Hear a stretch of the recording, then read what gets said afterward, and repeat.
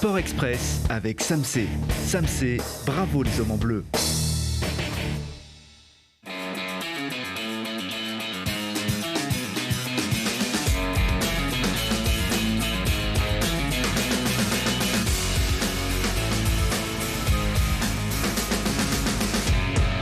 Bienvenue à tous. Ce qu'il faut retenir des performances de vos athlètes préférés, c'est ici comme chaque lundi.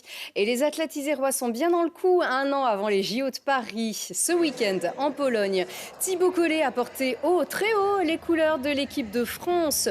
Au championnat d'Europe par équipe, le Grenoblois se classe 3e du concours de perche avec une barre à 5,80 m à un cheveu de son record personnel. Et même place d'ailleurs pour Mélina, Robert Michon, l'Iséroise Disco Ball a réalisé son deuxième meilleur jet de l'année, mesuré à 64,21 m au 6e essai tout de même. Tous les deux, les Isérois ont remporté 14 points chacun à la France qui termine 7e de cette compétition qui s'est déroulée entre vendredi et dimanche. C'est l'Italie qui a survolé ces championnats. Et si Thibaut Collet saute aussi haut, c'est qu'il peut s'entraîner à domicile sur des bien belles structures comme tous les athlètes de la SPTT. Ce stade tout neuf et tout bleu vient d'être inauguré devant la caméra de Théo Laroche. Foulé depuis septembre, le terrain est déjà familier. Mais pour son inauguration en grande pompe, l'enthousiasme de la SPTT n'a pas faibli d'un centimètre, tant ce stade était espéré pour remplacer les installations vieillissantes de Mélan. Bleu, azur et flambant neuf, il se veut polyvalent, taillé tant pour la performance que pour le loisir. On a voulu créer, alors quand je dis on, c'est le président Philippe Collet, a voulu créer toutes ces installations-là avec un anneau de 250 mètres d'athlétisme avec virage surélevé, un terrain multisport, un terrain de foot synthétique, une ligne droite qui fait 130 mètres. Et qui du coup permet à tout le monde à la SPTT de faire du sport, que ce soit pour le loisir, pour la compétition, pour le haut niveau, pour le sport santé. C'est des installations aujourd'hui qui profitent à l'ensemble des 1700 adhérents de la SPTT. Pour faire sortir de terre cet écrin, la SPTT a mis le paquet en injectant 2,3 millions d'euros en fonds propres sur une enveloppe totale de 3,5 millions d'euros. Un investissement nécessaire pour le président du club, Philippe Collet. Tout le monde est ravi, les utilisateurs, les athlètes, les nouveaux adhérents qui découvrent, les anciens adhérents qui profitent effectivement pleinement de ces nouvelles installations. Donc c'est très positif.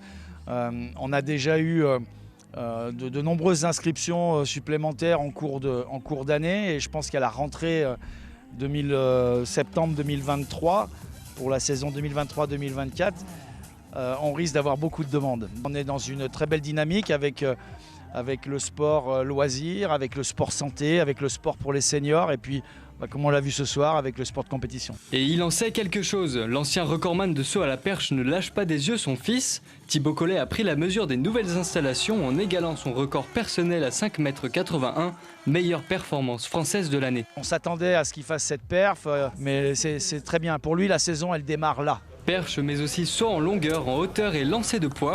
Des disciplines qui devraient encore garnir l'armoire à médailles de l'association. À quelques pas des Jeux Olympiques, les athlètes peuvent désormais avancer sereinement, les yeux dans le bleu. Et on retrouve Thibaut Collet demain au meeting d'Ostrava en République tchèque. Et si on ne sait toujours pas dans quelle division le FCG Rugby évoluera la saison prochaine, en attendant la décision de la direction de contrôle de gestion en appel, le GF38, lui, reprend l'entraînement ce mardi pour préparer une nouvelle saison de Ligue 2.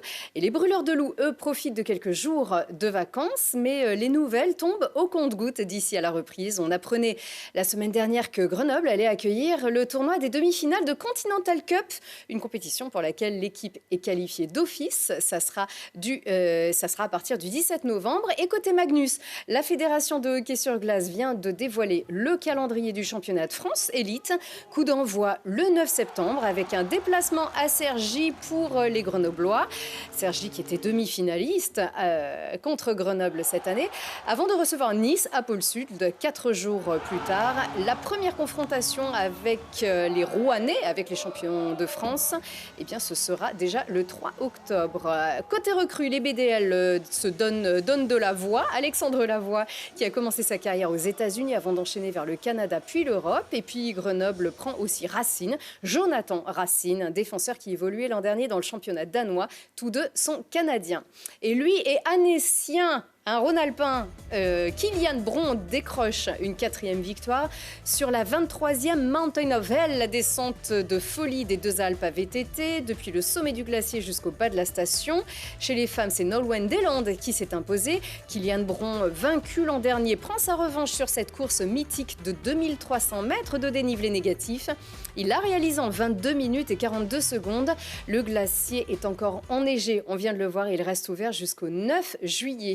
Et nous aussi, on arrive au bout du chrono et on se retrouve la semaine prochaine.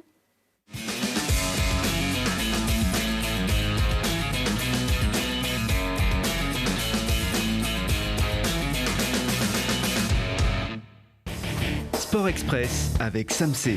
Samsé, bravo les hommes en bleu.